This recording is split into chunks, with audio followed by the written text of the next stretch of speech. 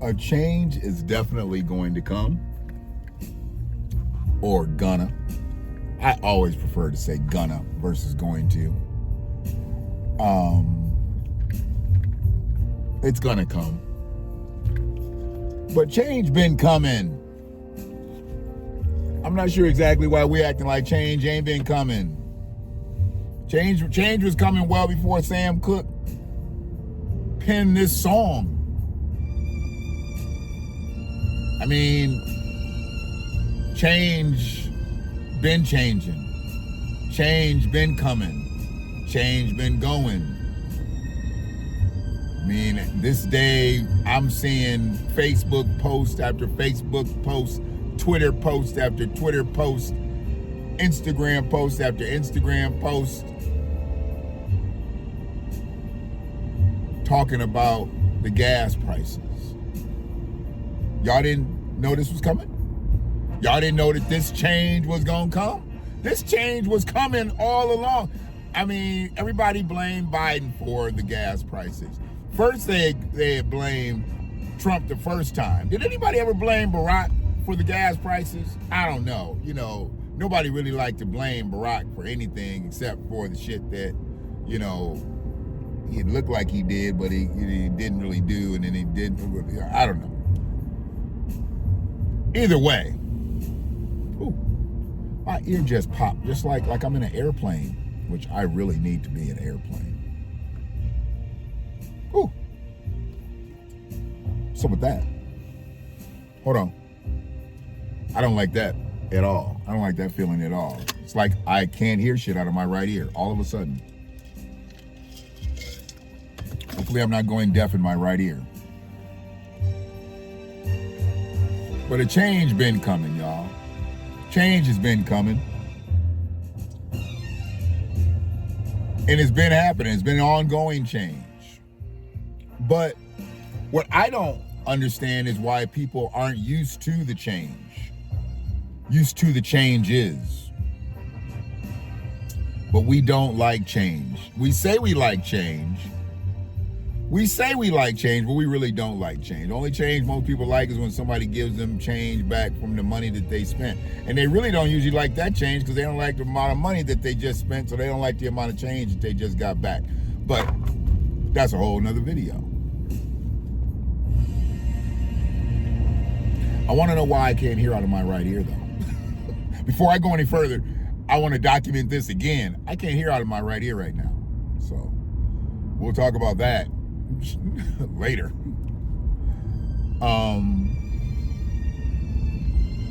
But yeah, there's changes happening, and I know that some people don't handle things really well. I don't handle change well, especially when I know it's not good change.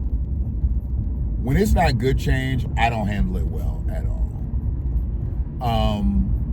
When I can see that the change isn't going to be good, or the changes aren't going to be good, I don't handle it well at all.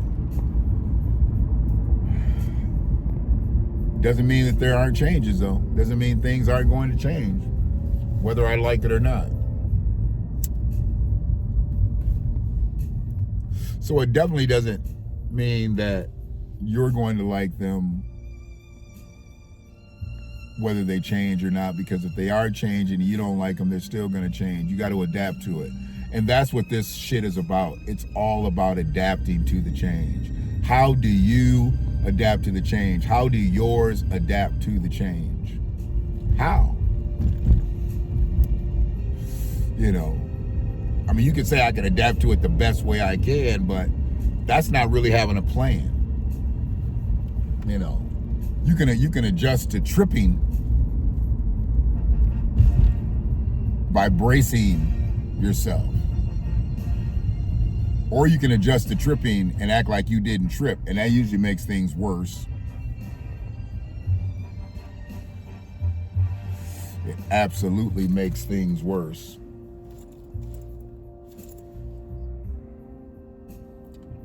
But yeah, change has been happening, and change is going to continue to happen. I was watching something early this morning or late last night. It's all the same to me, really. they're continuing this Jeffrey Epstein thing and now turning it into another direction. Now they want to talk about the boys that were victims on the Jeffrey Epstein properties. Why didn't they talk about this all the same time that they talked about the girls? Why did they wait till that kind of died down and now they're going to bring it back up and now we're going to talk about the boys? Really? How long do they really want to carry this on? Especially, nobody's going to jail. Absolutely nobody is going to jail. They say he gone. She's in jail, which, I don't know. I mean, I guess she's in jail. I don't know if she's doing hard time, but I know she's in jail. But ain't nobody else going to jail. The two principals, have pretty much been excommunicated from society. One excommunicated from the earth, so they say. I don't have any proof that he's dead. I feel like he had enough money to fake his death. And if he's still living, then you know what? That's on them. I ain't got nothing to do with that. But this thing here now, talking about that there are victims. There are victims that are boys. That's a problem. Not that there's, because I've always asked, like, was it just girls? I can't see them just victimizing girls. And I don't talk about this stuff on my sets a lot because, we got enough to deal with pedos in my area that they don't deal with. So what do I need to talk about an international pedo for?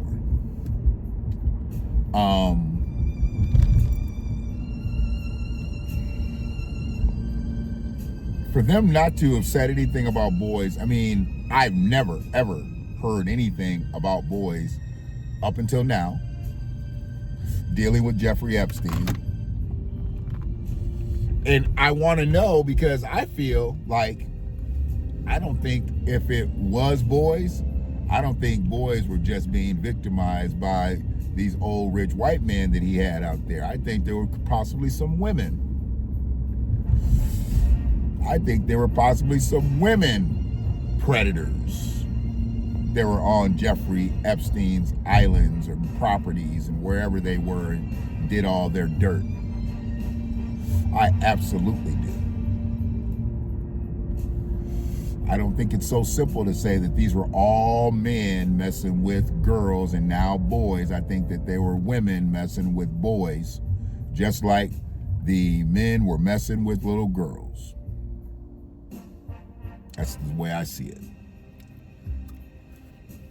And I could be wrong, but I doubt it. I doubt it. I think what's going to happen now is they're going to bring this up and then there'll be all these allegations of who was connected from the female side, Everybody's acted like they didn't have nothing to do with nothing. But then, it turns out somebody had something to do with something. What about that individual spouse? What about that individual spouse? Okay. Maybe they were all there and they just went separate ways. The little boys are over here, little girls are over there. It's sickening to me because y'all got each other. And if y'all don't like to fuck off each other, then go fuck off some other adults. Why would you fuck with kids? Never understood it. I never will understand it. And I pray to God that nobody ever tries to fuck with any of mine. I did a lot of years out here. And if that has to happen, then I just have to do the rest of them on the inside. Yeah. I'd have to do the rest of them on the inside. I'm hoping mine can get out like my biologicals got out. I'm hoping my grands can get out unscathed, unharmed, untouched. If not, may God have mercy on whoever's soul. They got to go. change gonna have to come. Yeah, if you bring change to my doorstep, I'm going to bring change to your doorstep. Change gonna come.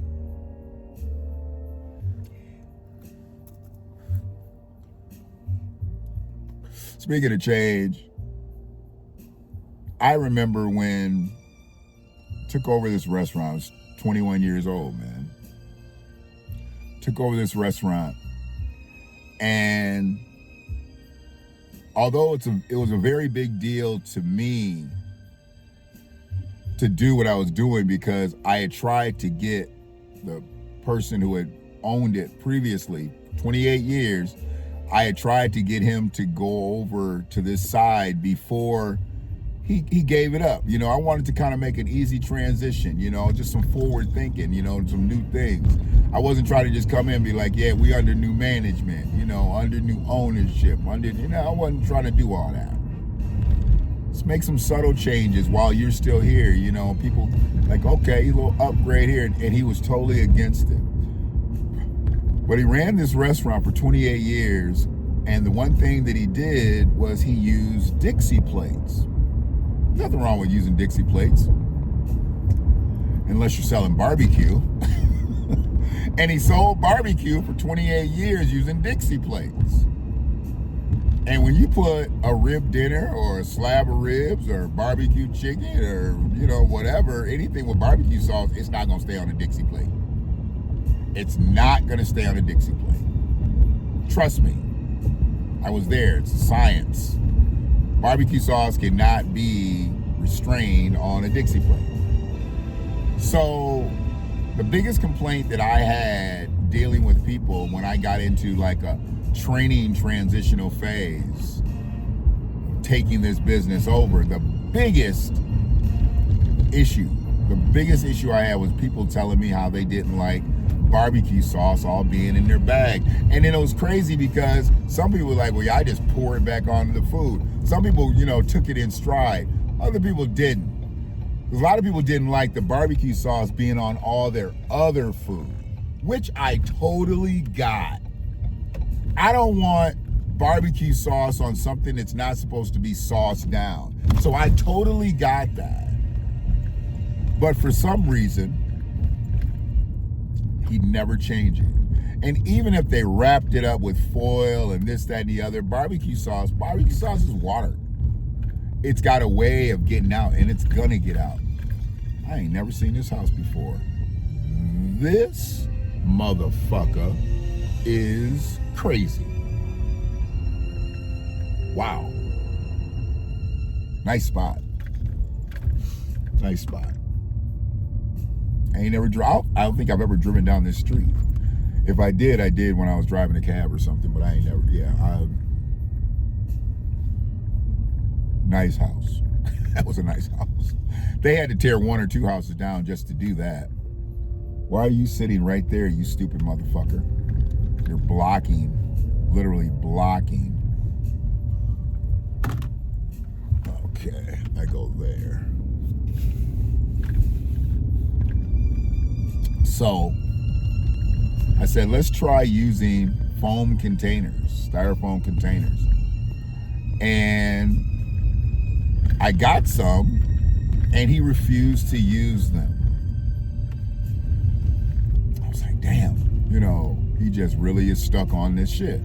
So I said, well, what I'll do is, if he doesn't want to use the foam containers, that will be like one of the first things, like one of the very first things that I'll do.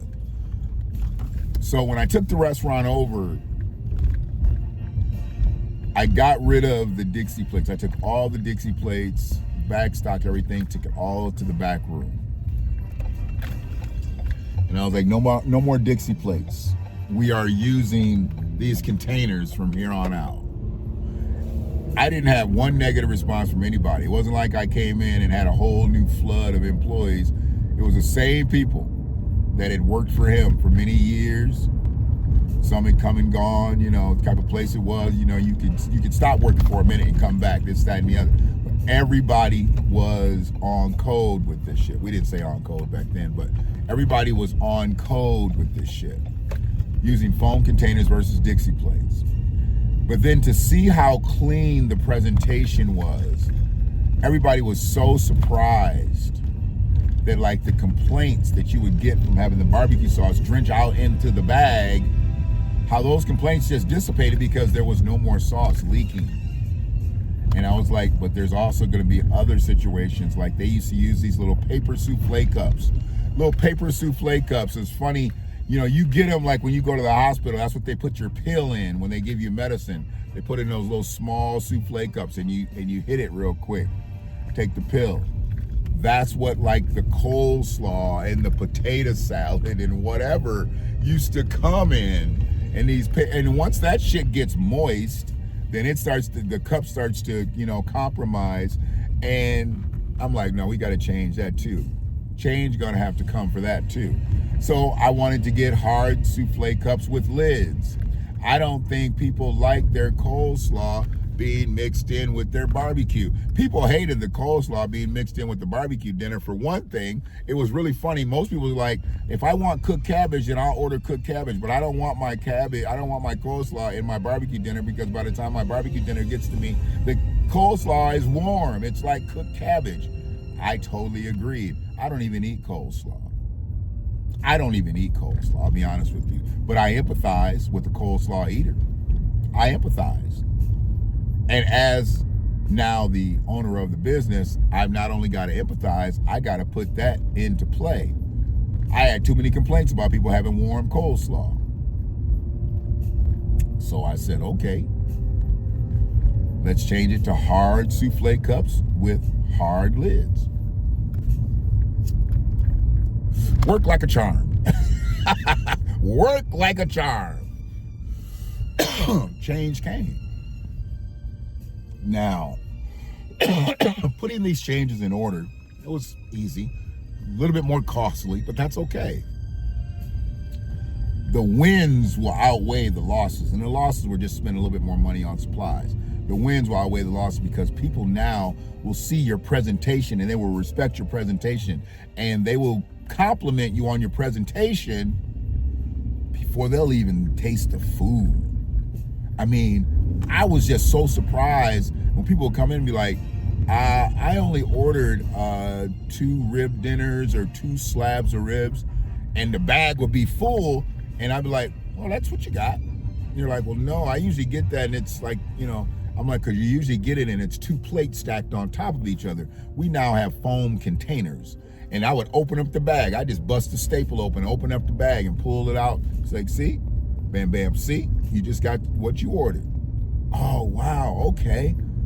And then I was like, and you know, if it was like a rib dinner, I was like, your coleslaw's on the outside. It's gonna be right here, but it's, you know, it's sealed up, so it'll be fine. And you know, if it was just 2 slabs, you know, I mean, them seeing them ribs stacked on top of each other. And then, you know, every now and then you get a person to be like, can I get some extra sauce? I'm like, well, you know, you usually have extra sauce in the bag. And they would just laugh. They would just laugh. They'd be like, but they didn't laugh when that sauce was in the bag, I bet. I bet you they was pissed when that sauce was in the bag, but they laughed about me making a joke about that sauce in the bag. I was like, yeah, it was just one of the changes, you know, we made when, you know, we took over. Oh, it's under new management? I'm like, yes, sir. You know, and I always use this, you know, because it made it easier. Like, oh, did you know the old owners? Like, yeah, you know, we're family. I just always use that. To the strangers. Most people knew that we weren't blood related, but, you know, my father and him were friends and have been friends for years. So I just said, yeah, we're family. You know, easy transition. You know, you make it seem like you still close, and they know the product gonna be the same. They know that rib gonna be the same. That chicken gonna be the same. That fish gonna be the same. That sauce gonna be the same. You don't come in trying to make all these crazy changes. Change is gonna come, but a change ain't gotta come to the point where you gotta like rattle everybody's cage. Because who likes to have their cage rattled? Who likes to even be in a cage? So what I'm gonna do is, I wanna let people know that change, it's going to continue to happen, man. And if you think change isn't happening, change is gonna happen. If you don't know this either, change has been happening. Change has been happening. You got to catch up. But change is not a bad thing. Change is not a bad thing. Change is an absolute good thing if you know how to adapt to the change. And thankfully in life, I have learned how to adapt to change. Sometimes I've learned how to adapt to change too well, because I am a playmaker. And sometimes I've dumbed myself down to just run in the play and forgetting that I'm a playmaker and I can make change versus just being a part of change. You get set. You get settled. And sometimes you get tired. You get tired of change.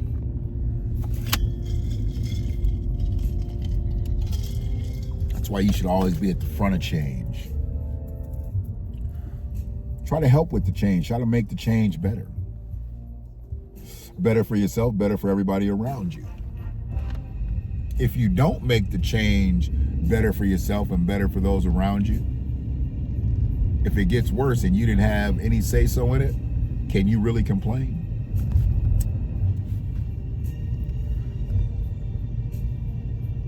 No. A change is gonna come. A change has been coming. A change has been happening, and a change is gonna keep on happening. Come on out there, man. I'm done.